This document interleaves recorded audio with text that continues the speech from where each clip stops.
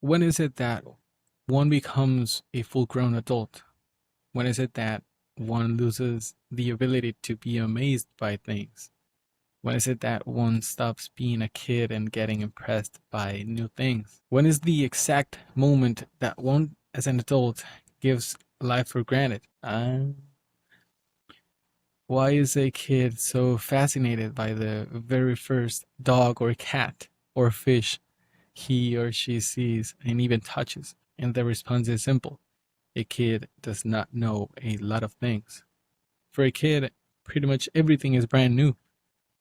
He or she is discovering the world, experiencing it with their senses, feeling amazed every time. I think that should be the purpose of life, to be amazed by normal things, which are not normal at all. At what moment does a tree become a normal thing? If I think about it for a second and actually analyze where a tree comes from, for instance, at what moment does a tree become a normal thing? If I think about it for a second and actually analyze where a tree comes from, that alone is pretty impressive.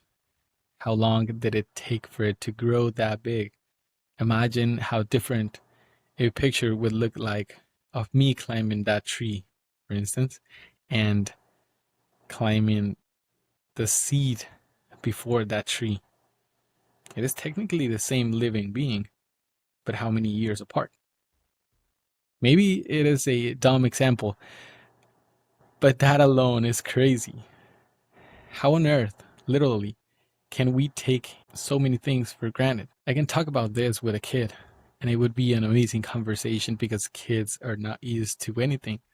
Everything is brand new for them, which allows them to be creative, to have fun with pretty much anything around them, to explore, to learn, and to grow. It would be amazing to be a kid one more time and enjoy. I love being around kids for this reason. It gives me the opportunity to see the world as it should be seen, I think, to act like it is the very first time I do something, play around, jump, run.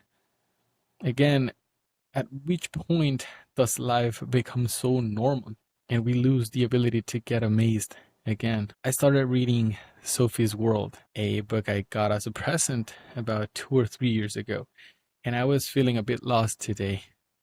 So I decided to give it a try. I remembered it was there, so I grabbed it and read it for about an hour. And I can only say, wow, how cool it is to be alive and question it.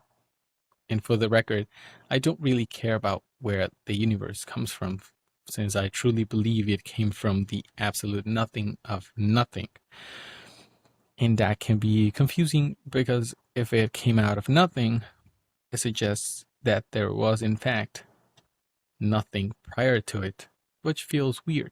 And it might be uncomfortable to think about such a statement, but what if there was truly nothing before this universe, or even it has always been there? Literally always. It's weird, but I don't care because I am here, and that is what matters.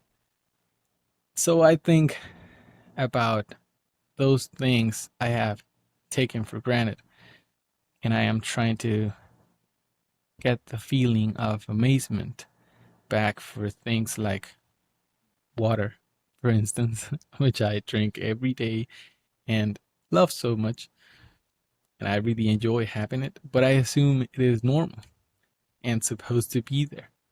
Or the sun. I somehow accepted that the sun is also normal, but I stopped giving it the importance it has. And because of this, I started going on walks to enjoy the sun and not take it for granted. Even the trees, the flowers, were just sand, for instance. What I am trying to say, if it makes any sense, is that somehow I have gotten used to so many things around me, thinking they are mundane and simple and supposed to be there always. That my ability to be amazed was fading.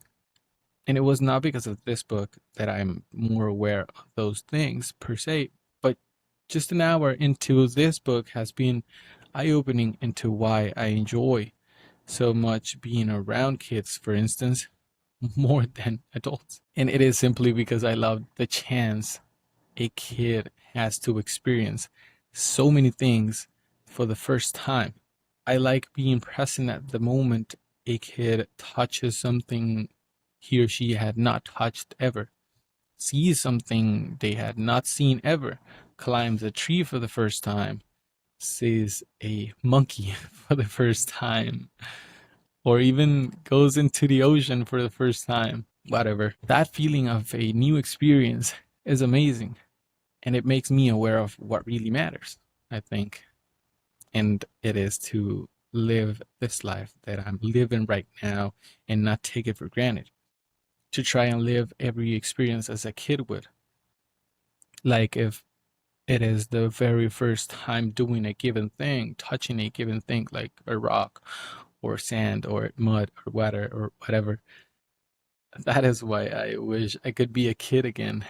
But since it is not possible, I try and live life like a kid would do. It is normal, I guess, to lose this sense of awareness towards life, since life itself it's chaotic because of relationships, work, debt, studies, etc. But giving myself the chance to enjoy the simple things from a young age, I'm 26, makes me feel good because I don't want to grow old feeling I wasted my life not enjoying the simple things and wishing I could go back in time to live again. It is not going to be possible at all. I have always had a special connection with the kids in my life, and my dad does too. And I always wondered what it is that one needs to connect with a child. What does a child expect from an adult? What does a child have that an adult lacks? What does a child see that an adult can't or does not even want to see? What does my dad has, or even what is it that I have that make his want to be around us? It is nothing really special, I think, but something really simple and obvious. A child has the world in front of them and does not assume that they know it all, but rather embraces the amazing opportunity to discover it, explore it, and have fun. When I am with a kid, I try to somehow copy their way of seeing life. It is like trying to see the world the way they see it, to not care about anything else but the opportunity to be amazed for the first time and not give anything for granted, to live in the moment, to be present and to question why things are the way they are. And honestly, I love the moment a kid starts questioning why. Every explanation I give can be replied back with another why, and another why, and another why, and so forth. And those are the best conversations I have had. Those are the ones really worth having because a child does not know anything. So the answer I give may contain a concept that needs to be explained as well.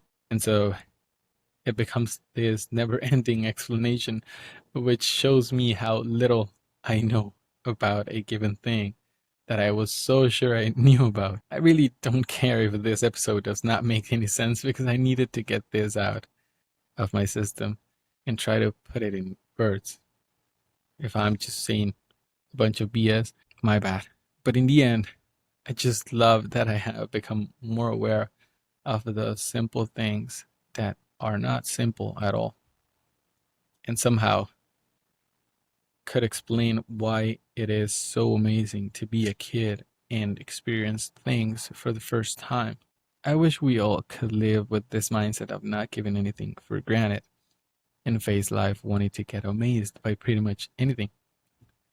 For children, the world and everything in it is something new, something that provokes their wonder. It's not the same for all the adults, because most adults see the world as something very normal, and a philosopher has never fully gotten used to the world. Therefore, philosophers and children share that important capacity. You could say that a philosopher remains as susceptible as a child throughout their entire life. And I'm not trying to become a philosopher, not at all. I'm just sharing this because it made a lot of sense to me, and I'd rather be a kid than a philosopher. But honestly, I do not need to be any of them, I think, to use their philosophy of life to gain that capacity of not fully getting used to the world and to keep being as susceptible as a little kid for the rest of my life.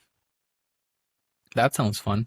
I don't know, but what I do know is that I won't understand fully what life is and what we are doing here and how all this is possible. That is, in fact, what will keep me getting amazed by the world and its content. Yo soy Bruno, and I'll see you in the next one.